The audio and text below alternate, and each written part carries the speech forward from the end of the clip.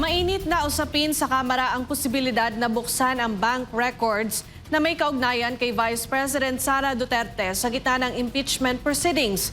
Ngunit hanggang saan ang limitasyon ng Kongreso sa paghingi ng mga sensitibong dokumento? Alamin natin sa report ni Angel Pastor. Inihayag sa tinawag na mini-trial ng House Committee on Justice sa pamumuno ni Chairperson Jervil Luistro na may power of compulsory process ang komite. Ayon sa kanila, maaari nilang hingin at ilabas ang bank records, statement of assets, liabilities, and net worth o SALN at iba pang dokumento na may kaugnayan sa assets ni Vice President Sara Duterte. Sa podcast ng Talakayan ng Taong Bayan, nilinaw ni Marvy Valeros, manager ng isang Universal at Commercial Savings Bank, na hindi pa maaaring buksan ang accounts ng Vice Presidente. Kabilang dito ang accounts ng asawa nitong si Attorney Man Scarpio. Ayon sa kanya, nasa deliberation stage pa lamang ang impeachment process at wala pa anyang formal na impeachment trial. At this stage kasi of the impeachment, if I'm not mistaken, we're only on deliberating the impeachment, no? So wala pa tayo dun sa proper impeachment trial. So without the proper impeachment trial, there's no reason to disclose the bank account. So hindi pa siya, wala pang impeachment court na na-form.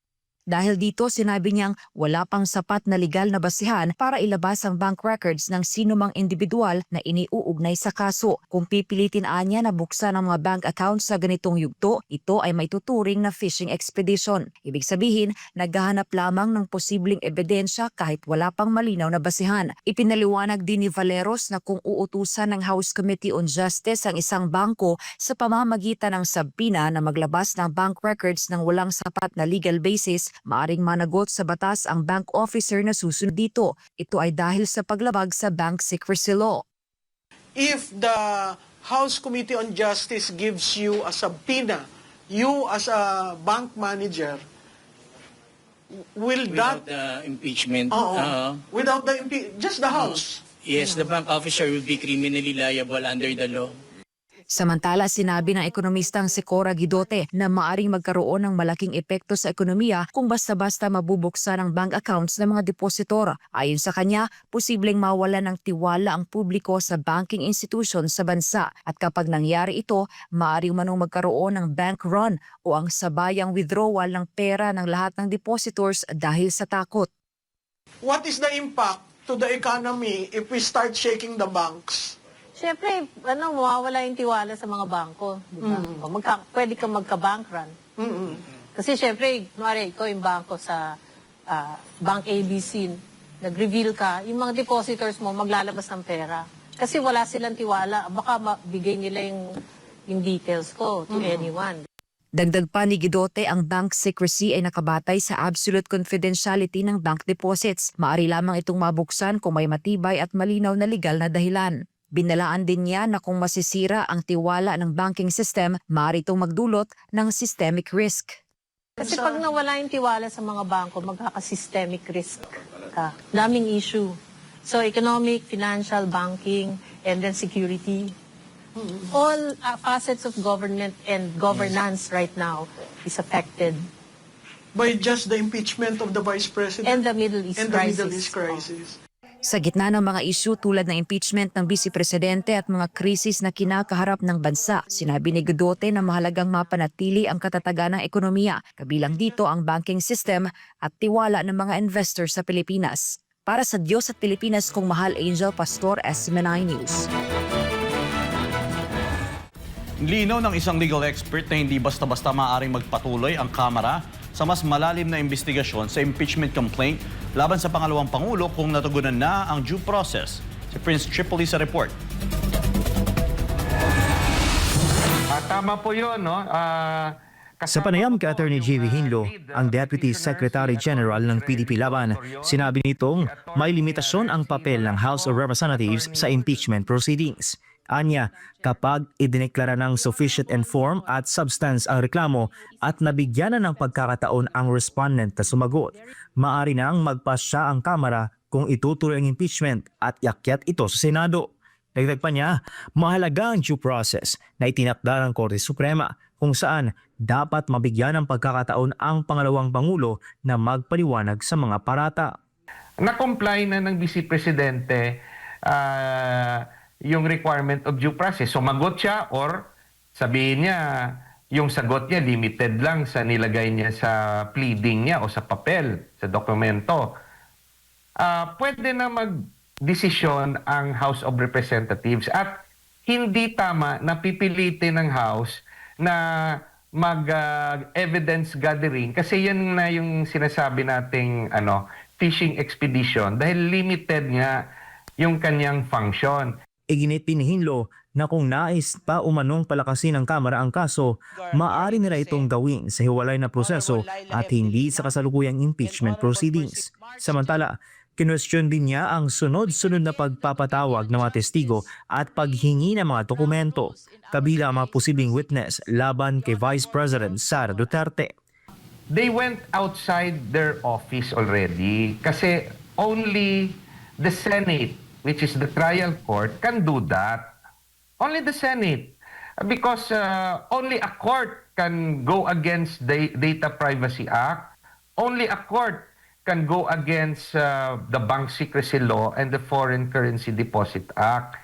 Sa gitna ng usapin, nananatiling sentro ng debate ang tamang proseso at limitasyon ng kapangyarihan ng Kamara habang hinihintay ang susunod na hakbang sa impeachment case laban kay Vice President Sara Duterte. Para sa Diyos at sa Pilipinas kung mahal, Rains Tripoli, SMNA News. Ipinaliwanag ng mga eksperto sa isang talakayan kung ano nga ba ang layunan ng confidential at intelligence funds, pati na ang paggamit ng mga alias sa mga operasyon ang may kaugnayan sa seguridad ng bansa. Naritong balita.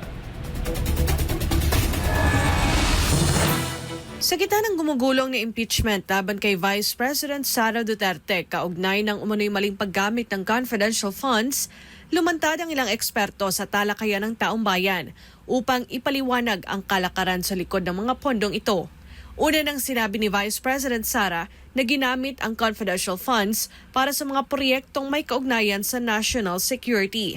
Ayon kay dating General at dating ARTA Undersecretary Brigadier General Carlos Quita, ang intelligence funds ay eksklusibong ginagamit ng militar at pulisya para sa mga operasyong pansiguridad. Habang ang confidential funds naman ay para sa mga civilian national government agencies. Gate ni Kita, lahat ng ito ay sakop ng audit system ng Commission on Audit, kaya hindi ito basta-basta maibubulsa.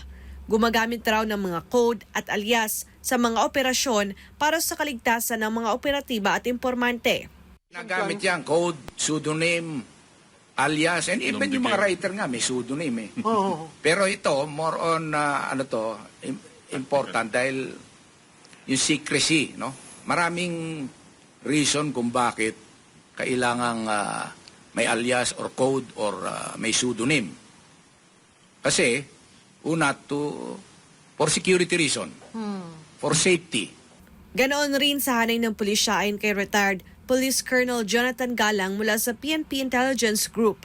Kwento niya cash basis ang mga transaksyon sa operasyon upang mapangalagaan ang pagkakakilanlan ng kanilang mga informant. Iniiwasan po natin yung tinatawag natin na yung mga document traces, backtracking.